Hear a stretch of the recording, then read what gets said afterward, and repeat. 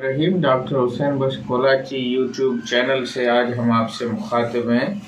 और आज भी हमारा जो मौजू है वो सीज़न्स के साथ है। And seasons are very important in the health and the body immunity as well as the mood of a person, and even the enjoyment of the life is different in different seasons। तो season को हम उर्दू में मौसम कहते हैं, अंग्रेज़ी में season कहते हैं, अरबी में भी मौसम कहते हैं और इसी तरह सिंधी में इसको मुंद भी बोलते हैं, रुत भी बोलते हैं, और जो संस्कृत है या हिंदी है इसको ऋतु भी बोलते हैं। और ये जो मौसम है ये हमारे इंडस स्क्रिप्ट के मुताबिक या संस्कृत जो one of the oldest language of the Indus civilization, उसमें इसको वसंत कहा जाता है और इसको जो उर्दू सिंधी में बसंत भी कहा जाता है। और लाहौर में जब मैं था तो वहाँ पे बसंत का मेला और काइट फ्लाइंग और पूरी दुनिया से लोग जो हैं वो एंजॉय करने के लिए वहाँ आते थे। तो ये एक ऐसी रुत है जिसमें फूल भी खिलते हैं, खुशियाँ भी खिलती हैं और जो एक ख़ास किस्म की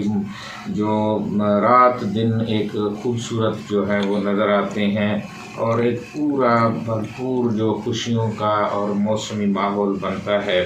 लेकिन इसमें क्या हेल्थ के प्रॉब्लम्स हैं?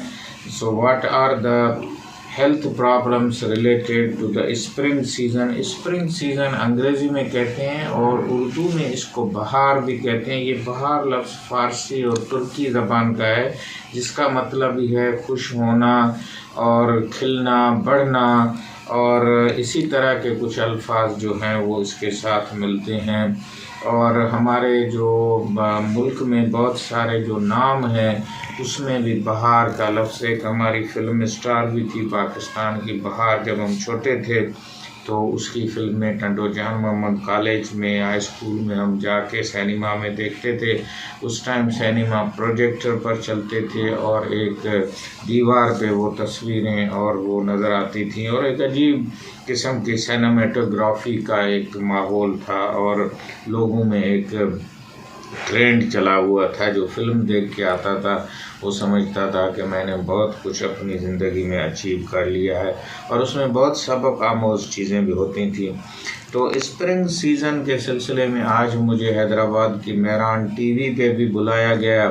और वहाँ पे जो इस पे काफ़ी सैर हासिल बहस हुई। तो अगर आपको इसको ज़्यादा देखना है तो मेहरान टीवी का सुबह मेहरान प्रोग्राम है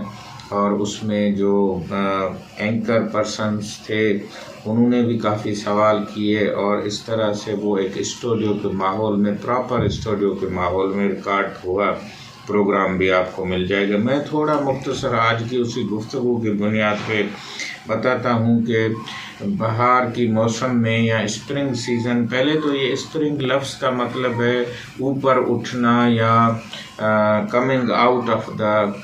एनी प्लेस या ज़मीन से निकलना। और जिस तरह आप देखते हैं स्प्रिंग को दबाता है आदमी तो फिर वो ऊपर निकलता है। तो ये 14th सेंचुरी में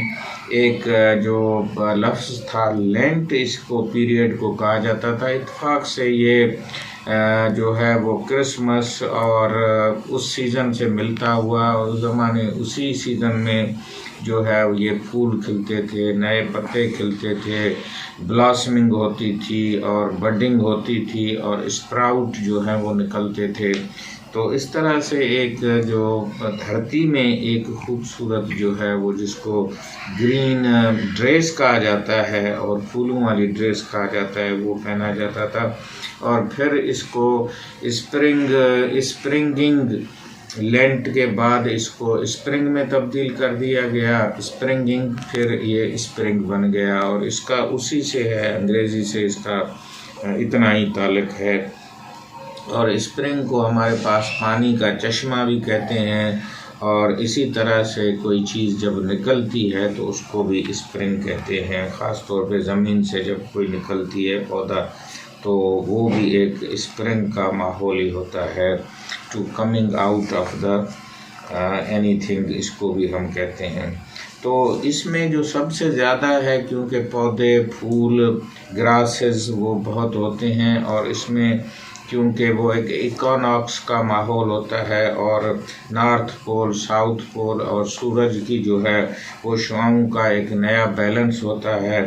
तो उसमें रात और दिन भी बराबर होते हैं। तो ये एक और ख़ूबसूरती है स्प्रिंग की। और हवाओं के रुख भी जो हैं, जहाँ जहाँ समंदर हैं, जहाँ जहाँ गर्म मुल्क हैं, वहाँ पे एक ऐसी हवाएं चलती हैं जो ना गर्म होती हैं ना सर्द होती हैं, और जिसको हम बहार की एक हवाएं भी कहते हैं। तो इसमें जो पौधे निकलते हैं, फूल निकलते हैं, उनमें से एक ख़ास किस्म की चीज़ होती है जिसको हम पोलन्स बोलते हैं। पोलन्स वो चीज़ है जो फूलों में और फूलों की आपस में जो अफजाइश होती है, फर्टिलाइजेशन होती है, या उनका एक दूसरे को जो उनका एक अमल होता है, जिनसी अमल या आप कह लें, उसको पैदावारी अमल कह लें, रिप्रोडक्टिव अमल कह लें, तो वो पोलन जो है ये छोटे छोटे ज़रात होते हैं। उर्दू में इसको ज़रे गुल भी कहा जा रहा है। और जब मैं सिंधी में देख रहा था तो इसको आप एक बहुत ही बारीक किस्म का एक पाउडर कह लें या एक मटेरियल कह लें, जो हवा में जो है वो मिल के दूसरे पौधों तक जाता है और इस तरह से वो फर्टिलाइजेशन होती है। तो वो पोलन जब हमारे सांस से जाते हैं तो फिर हमारे जो जिस्म है उसमें जो इम्यूनिटी है उसको रिकॉग्नाइज एज ए हार्मफुल या नुकसान वाला एक एलिमेंट समझती है, और एक हाइपर सेंसिटिविटी या एबनॉर्मल रिएक्शन जो है वो होता है, और उसको निकालने के लिए बॉडी जो है फिर हिस्टामिन की एक केमिकल है वो रिलीज़ करती है, और इस तरह से फिर एक रिएक्शन जो है वो शुरू हो जाता है।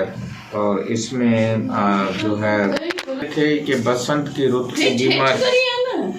क्या क्या बीमारियां होती हैं। तो पोलन्स जो हैं वो एक एलर्जिक रिएक्शन या हाइपर सेंसिटिविटी या एक एबनॉर्मल इम्यूनिटी रिएक्शन पैदा करते हैं, और उसके ख़िलाफ़ वो अपने एक हिस्टामिन रिलीज़ करते हैं, और भी कुछ हार्मोन्स और एलिमेंट्स हैं जिसमें जो भी उसमें हिस्सा लेते हैं, और फिर एक बॉडी में एक रिएक्शन सा पैदा होता है। इसमें आपका नाक का बहना शुरू हो जाता है, आंखें लाल हो जाती हैं, आपका स्क्रैची थ्रोट या गला जो है वो उसमें कुछ खराश आपको महसूस करते हैं, और सांस की तकलीफ़ शुरू होती है, और किन जगहों पे आपकी जो चमड़ी है वो भी लाल हो जाती है, या वो भी एक किस्म से जो उसमें है वो रेडिश स्पॉट्स भी पैदा होते हैं। तो इसमें बेसिकली यही एक रिएक्शन होता है, और कई जगहों पे फिर आपको अस्थमा या सांस की ऐसी जो है वो खिंचाव वाली तकलीफ़ पैदा होती है। तो ये 3 किस्म के जो हैं वो पोलन्स होते हैं। एक जो फ्लावर से होते हैं, एक जो है वो ट्रीज से होते हैं, एक जो है वो वीड से या जो जंगली जड़ी बूटियाँ हैं उनसे भी हैं। तो आपको जब भी कुछ ऐसी सिम्टम्स हों तो आप उससे देखें कि किस जगह से गुज़रने के बाद आपको ऐसी हाइपर सेंसिटिविटी, सांस में तकलीफ़, नाक का बहना, आँखों का लाल होना या चमड़ी पे खराश होना, तो वहाँ से आप जब भी आएँ या गुज़रें तो अच्छे तरीके से अपने हाथ मुंह धो लें और अपने आप को वॉश कर लें, तो इससे ये कम हो जाएगा। ये तो हो गया पोलन। और आजकल क्योंकि शहरों में नर्सरियाँ और गमलों में बहुत सारे घरों में एक फूल रखे गए हैं, उनकी खूबसूरती अपनी जगह पे, लेकिन एलर्जिन का भी एक है। आजकल आप अपने मोबाइल पे जो है वो पोलन ट्रैकर के नाम से हर एक वेबसाइट भी है, उसको आप देखेंगे तो आपको पता चलेगा कि पोलन कितने हैं। आज मैं देख रहा था इस्लामाबाद में सबसे ज़्यादा 90 के करीब पोलन आज रिकॉर्ड हुए थे, और यहाँ हैदराबाद में भी मॉडरेट पोलन का जो है वो रीडिंग आ रही थी, और उसमें भी जो मलबेरी है या जो है इस्लामाबाद में जो ज़्यादा दरख्त हैं उनसे वो ज़्यादा जो है वो पोलन्स निकल रहे थे। अब इसके अलावा जो है वो आपका दूसरा जो पोलन है वो आपका होता है जिसको हम डस्ट माइट कहते हैं, जो कि आपके जिस्म में जो चीज़ें होती हैं, आपकी बेडिंग है, आपकी और कुछ चीज़ें हैं, उनके साथ वो रहने की कोशिश करता है, क्योंकि डस्ट तो कुदरती है, हर जगह आपको मिलेगी। तो वो माइट डस्ट बहुत ही एक माइक्रो इंसेक्ट है, तो वो वहाँ आपके चादरों में, आपके सरानों पे, आपकी जो कुछ इस्तेमाल की चीज़ें हैं वो जब आप रखते हैं तो वो उसमें ग्रो करती है, और वहीं से वो अपनी डस्ट और आपकी चमड़ी से जो कुछ चीज़ें निकलती हैं वो खाती है, और फिर उसका जो फजला होता है या एक्सक्रीशन होती है वो जब आप हवा में मिलती है तो ये एक डस्ट एलर्जी या माइट एलर्जी जो है वो पैदा होती है। तो इसको आप एक हिसाब से समझ लें कि ये भी है। दूसरा है स्प्रिंग कटार भी कहते हैं, या वर्नल कैरेटो कंजक्टिवाइटिस भी इसको कहते हैं। ये भी इसी स्प्रिंग सीज़न में होती है, और ये भी एलर्जिक रिएक्शन जो है वो होता है, और इसमें इतना जो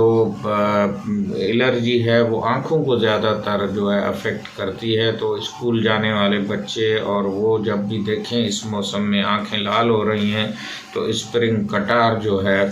वो एक डिज़ीज़ है। उसके बचाव के लिए भी आपको जो भी तरीके हैं सफाई सुथराई के, और कुछ जो है डॉक्टर से भी मशवरा किया जा सकता है, लेकिन आँखों को ठंडा पानी लगाना मेरे ख्याल में सबसे ज़्यादा जो है वो स्प्रिंग कटार को बचा सकता है। अब एक जो वीड्स हैं और ग्रासेस हैं उसकी एलर्जी के पोलन्स हैं, तो जब भी आप पार्क में वॉकिंग के लिए बाग में जाएं या किसी आप जड़ी बूटी से गुजरें, तो वापस आके अगर आप नहा लेंगे तो ये भी एक उसके बचाव का जो है वो तरीका है। अब आ जाते हैं फूड एलर्जी पे। हमारे पास क्योंकि कनकी है, एग्रीकल्चर मुल्क है, तो उसमें ग्लूटन नाम का एक एलिमेंट है, या आप ये समझें कि प्रोटीन है,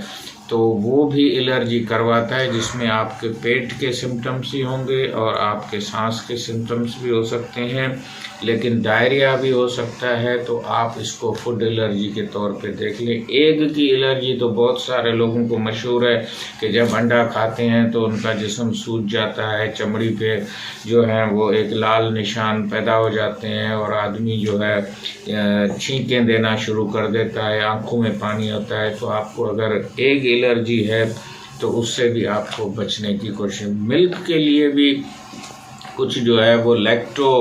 एलर्जी होती है, तो कुछ बच्चों को अगर उल्टी और दूध पीने के बाद आए तो वो भी आप देख लें कि इसको लैक्टोज एलर्जी तो नहीं है। अब आ जाते हैं जानवरों से भी ये एलर्जी पैदा होती है, ख़ास तौर पे घरों में जो जानवर पाले जाते हैं लोग, बिल्लियाँ हैं, कुत्ते हैं, और कुछ ऐसी परिंदे हैं या कुछ ऐसे जानवर हैं जो शौक़ से पालते हैं। तो जब भी उनकी जो फर है या उनके जो बाल हैं या उनका जो भी जिस्म से कुछ एलिमेंट्स निकलते हैं, तो वो भी एलर्जन के तौर पे आपको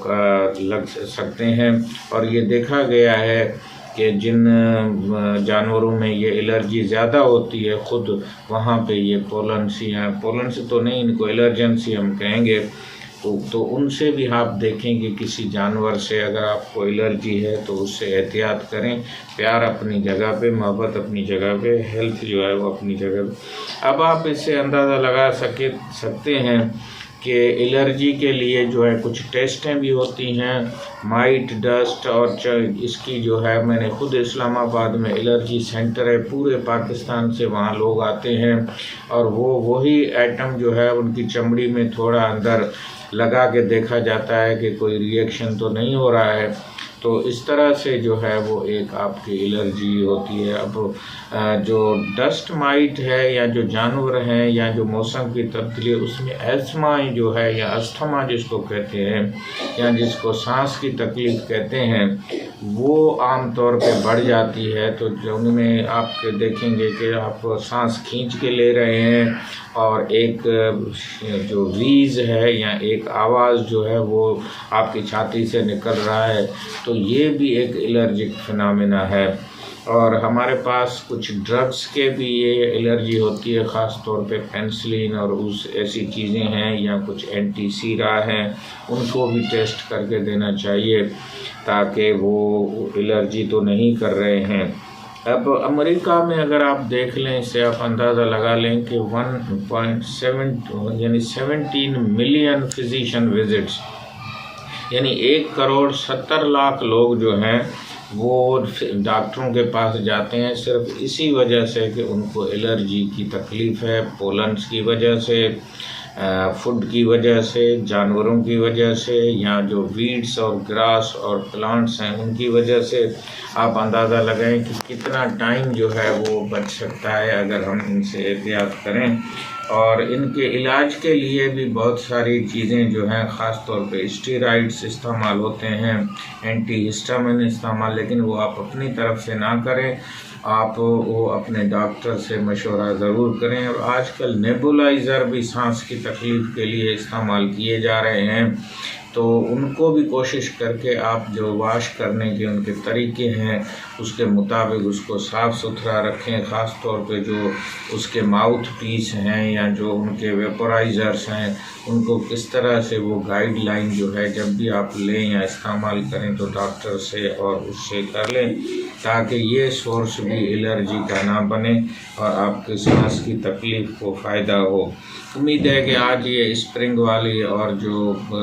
बसंत की जो बीमारियां हैं उसके बारे में हमने आपको बताया है, आपके इल्म में इजाफ़ा हुआ होगा। और ये भी एक किस्म से कम्युनिकेबल डिजीज़ तो आप इनको नहीं कह सकते हैं, लेकिन फिर भी इनका जो पैटर्न है वो एक दूसरे से, वही अगर ग्रास है वही पोलन है, तो इस तरह से ये एक से दूसरी जगह तक और दूसरी कम्युनिटी से तीसरी कम्युनिटी तक जा सकती है। आप जब भी ये बसंत की मौसम हो तो आप पोलन्स का, अपनी एलर्जी का ज़रूर ख्याल रखें और ये मालूमात दूसरों तक भी पहुँचाएँ। Doctor Hussain Bux Kolachi YouTube channel पे आप नए हैं तो उसको सब्सक्राइब करें, शेयर करें, लाइक करें, और इस तरह के हम मालूमात आपको देते रहेंगे। जो डॉक्टर अभी MD कैट दे के मेडिकल में कॉलेज में दाखिला हुए हैं या बाहर मुल्कों में जिन्होंने दाखिला ली है, वो ज़रूर इस पे कमेंट्स करें, और उनकी अपनी सेहत के लिए भी वो पढ़ के जब डॉक्टर बनेंगे, लेकिन ये मालूमात उनके लिए हमेशा काम आएगी। खुदा हाफिज़।